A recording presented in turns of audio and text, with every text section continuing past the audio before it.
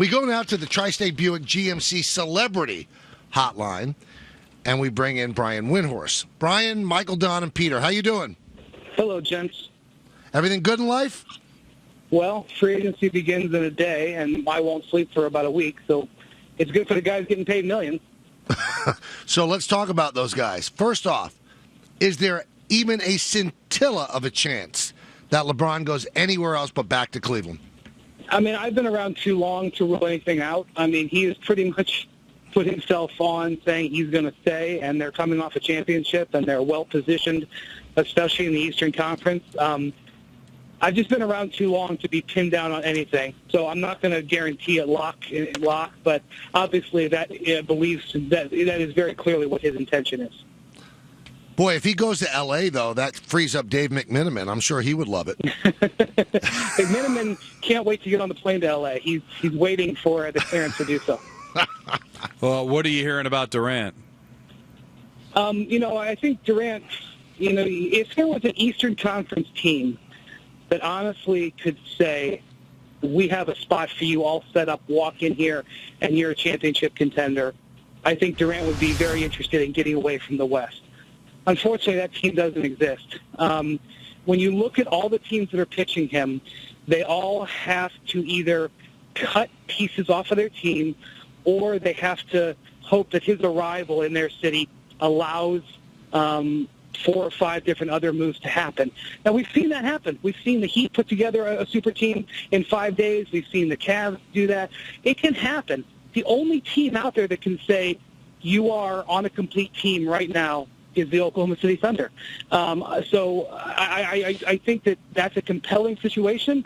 I think if he were to leave, I think the move is to go to Golden State. That's a mega team. But they'd have to convince him that they would be in better position to keep him as a championship contender multiple years into the future, because he may only sign a 1-year deal, but he's not going there for 1 year. And so that's the difficulty. There'd be so much damage these teams would have to do to their rosters out west and out east, so many things they'd have to tell him that they would get that they don't have, that you're selling a dream a little bit unless you're Oklahoma City. So it's a home court advantage for sure.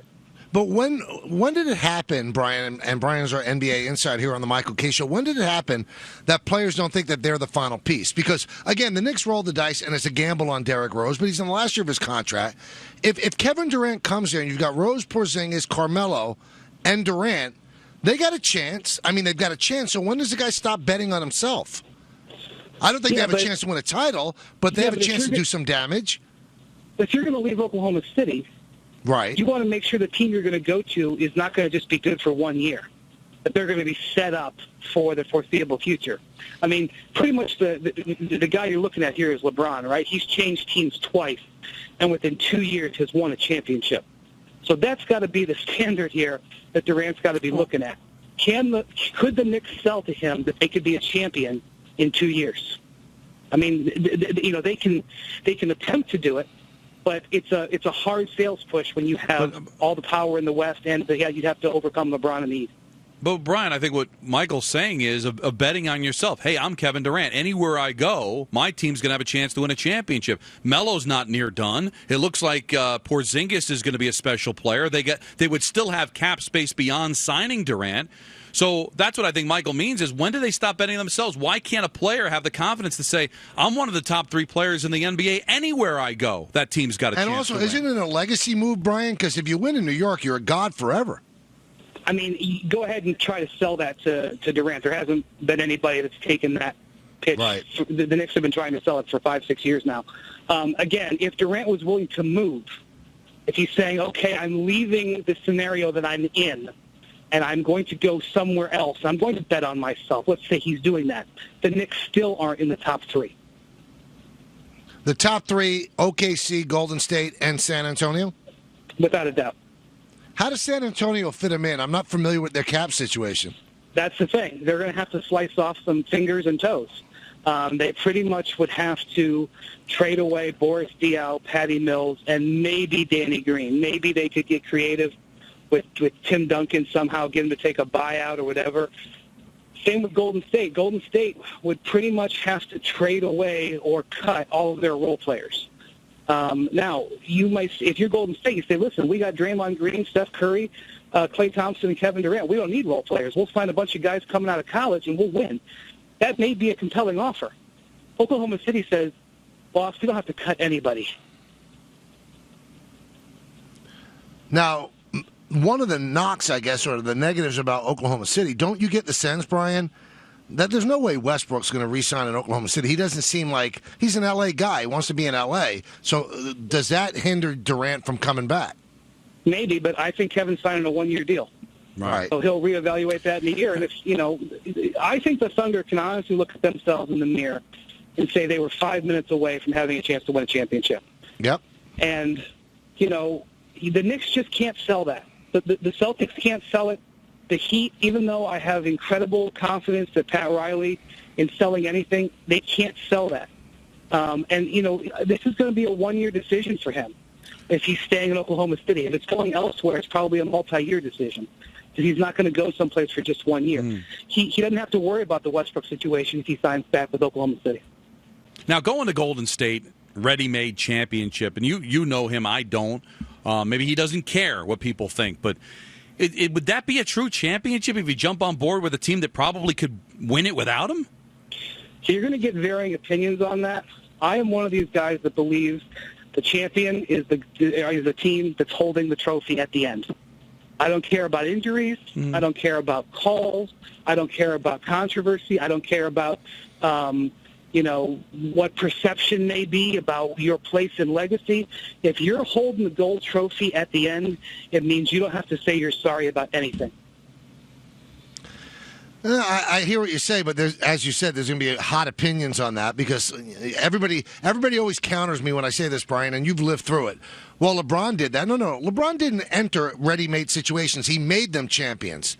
If he goes to Golden State, he's going along on the ride. It's like when Roger Clemens was traded from Toronto to the Yankees. He wanted to join a championship team. So Durant does not want to win a championship. He wants to join a championship team. I don't know. I think if you have a ring, it means never having to say you're sorry. That's what that means. People can put asterisk. I mean, people have done this. People have gone back and said, well, this call happened here. This guy got hurt here. This happened there. Nah.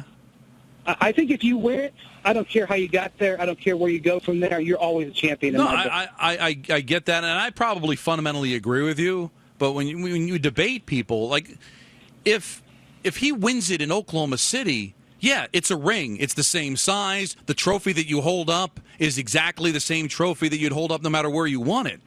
But to win it in Oklahoma City or to go someplace where it wasn't inevitable, I just think it would hold a different value. Yeah, it's still a championship. He still has a ring. But in a world where we debate and we grade and we measure, to me, it just wouldn't hold up the same if he just did it in Oklahoma City where he started. Only he knows the answer to that. From my perspective, if you're holding the trophy, I don't care. All right, let me ask you this. Where does Dwight Howard end up? His market, he may have to wait and see. That's where Dwight has gone. A couple years ago, the entire market waited on him. Now he may have to wait and see. He's going to meet with Boston and Atlanta. I think Miami could get interested in him if they lose. If they don't get Durant, I think the Knicks might have some interest, although I would not pay him the max contract. The Knicks can get close to that. I would not do that. And he's a second-line free agent now. Now, one thing I'll say about him is he is in a position where he has maximum incentive to have a gigantic year. And if you give him a short contract, maybe 2 years, you could be in a kind of a no-lose situation. Because if you're the Knicks, you probably can't spend your money on a guy who's that talented. If you're missing out on Durant, and if you get him motivated, that may not be the worst investment in the world. But he's going to have to wait. He's probably going to have to see what Boston does, what happens with Miami, and it looks like he's done from Houston. All right, very quickly, LA Times reporting Jamal Crawford talking with the Knicks. Your thoughts on that? I'm sorry, I missed that. Say it again, please. Jamal Crawford, according to the LA Times, meeting with the Knicks. You like that move for the Knicks? Well, again, I think if plan A and B don't go, and you can't land that shark, I think, again, on a short deal, Jamal Crawford is a guy who can help you win a few extra games. I would not like that as plan A. But Jamal Crawford's a guy who has been around a long time and has proven that he can execute under pressure. You just don't want to have to rely on him. You want him to be a luxury item, and that would be important for the Knicks to have established on their roster. Thanks, Brian. Try to get some sleep in the coming week. Yeah. Thanks, guys. Take care.